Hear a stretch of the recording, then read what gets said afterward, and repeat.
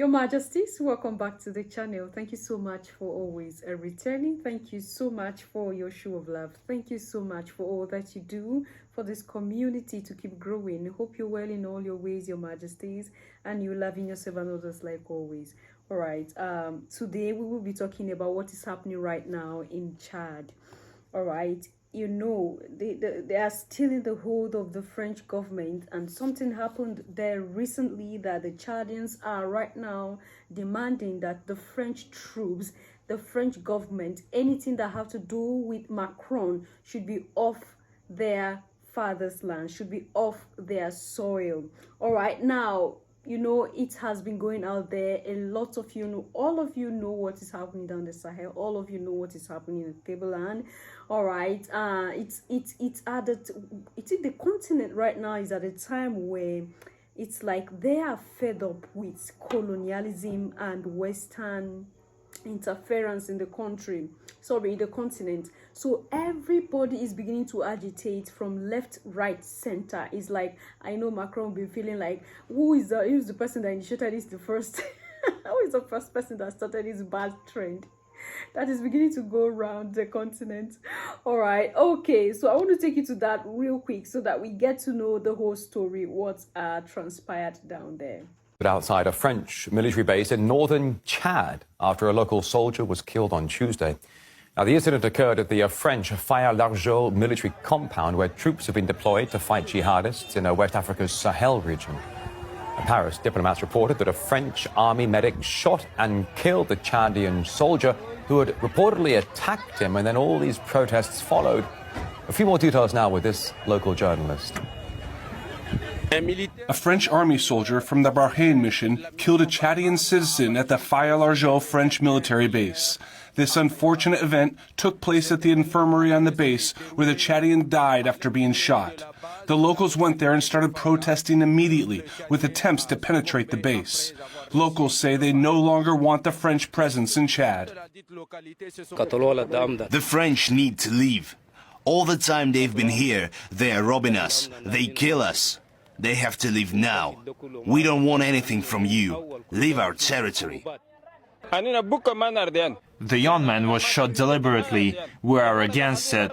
The French took everything from us. We can't even provide for our needs because the French have taken our property. And on top of that, they kill us. Let them go home. We're sick of them and their colonization. We don't agree anymore. One of our own gets killed. We don't want that anymore. We don't want friends anymore. Anti-French sentiment gaining momentum in Chad follows the likes of several West African countries. You probably know them by now: Burkina Faso, Mali, Niger. All three have been subject to military coups, which have been essentially staged to kick out Parisian forces after new governments were established. The French president, meantime, Macron, referring to these changes in Africa as a, quote, epidemic. There is an epidemic of putschs throughout the Sahel, but based on what?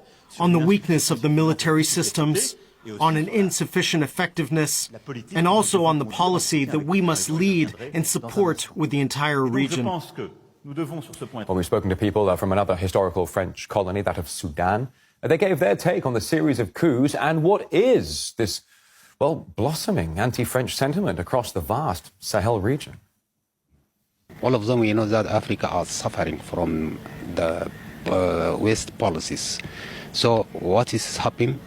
Really, it is the beginning for the true independence to keep our resource and to keep our life and to keep our futures. What they are doing right now is liberation from what's happening all around the world, because they had enough from the Western, they had enough from Europe. So I guess it's their time to get their independent. The people there feel that their resources are being mobilized and utilized by their past colonizers, France particularly. And they suffer from the malnutrition, bad living conditions due to the authorization. All right, Your Majesties, we heard all that. And you know, there is something that is peculiar with all this country pulling off the hold of the French government. I am talking about that because that is what is rampant right now. All right. Now, you know, when we talk about the French government, just know that we are talking about the American government, all right? Because they work together. They are friends. They are allies, all right? And they do the same thing in all African countries, okay? Now, they talk about robbery. And they honor life, their people. And this goes hand in hand as well. You know, the outcry of the whole of the Sahel population, the whole of the African continent is crying by day that the West keep milking out what is rightfully theirs. And that is where the robbery come in. And this is not just the Sahel countries. This is the whole of the continent of Alkebulan. The West keep coming to milk out. And if you watch that video where we talk about when Africa was divided amongst them, where they divided Africa amongst them, all right, the 1885 Berlin Conference, you know, there are parts that were given to the French people, there are parts that were given to the Americans, there are parts that were given to the British. You get the point. So they divided the continent. So up until today, they see the continent as a possession. They see the continent as a property that they own. And that is why they are refusing to realize, like they are refusing to accept that it's time for them to leave the continent of Africa. And this is where this whole problem is you know, the problem keep escalating by day, Your Majesties. Because the French government do not want to let go. The American government would never want to let go. The British government would never want to let go. Remember, there is a ship in Nigeria right now, and I get some Nigerians. I don't know why Nigerians have this whole character of when you talk about something, they see you as a threat to them. They see you like you want to come and shame them. They see you like you having a negative notion about them. Like, are you not seeing other people? But it's not like that. We're talking about Africa in general. Nigeria is in Africa. You know, some Nigerians don't want to accept that something is going on in the country that is off, that shouldn't be happening. From the comments that some make, all right? Now, the rate at which the West is robbing the continent is alarming, Your Majesties. These are all the outcry of the people. Now, what is wrong with a people, a nation, coming out to say, okay, enough of the robbery? You think we are done now? You've taken enough, just go to your country. Or enough of the lives of our people that you have taken. It's time now for us to take care of our own. What is so wrong when a nation comes out and says, no, we want to be free from you. It's time to go. For all these years, Your Majesties, for hundreds of years, the continent of Africa have been suffering in the hands of the French government, the American government, the British government, the German government, all of them. Is it not enough? Like, the state of which the continent is right now, is it not spoiled enough that Macron and his cohorts should pack their bags and leave the continent? Should everybody begin to agitate and everybody start going out naked to show that something serious is happening? Or maybe that's what they want us to do. Maybe they want us, all of us in Alkebulan, one day we'll just fix a day and all of us go out naked and lay a curse on the West. Because this is getting out of hand. By day, people keep telling you, leave us alone. You are refusing to go. By day, people coming up and say, no, we don't want your help because you claim you're helping. Because this is what they say. And you listen to that statement of Macron. You see the pride in him and everything. Africa is so poor, so wretched that you are the one helping Africa. But Africa is now saying, please, Macron, go. We want to die in peace. Leave us to die in the state that we are in. There is no problem. Carry yourself and go. Go with your aid. Go with everything. There was a clip I came across. I'm still trying to verify that our youngest president in the country right now in the world, Ibrahim Traore, he was met by the European Union and they offered to give him a military aid and he refused that. he told them to their faces that he do not want their aid.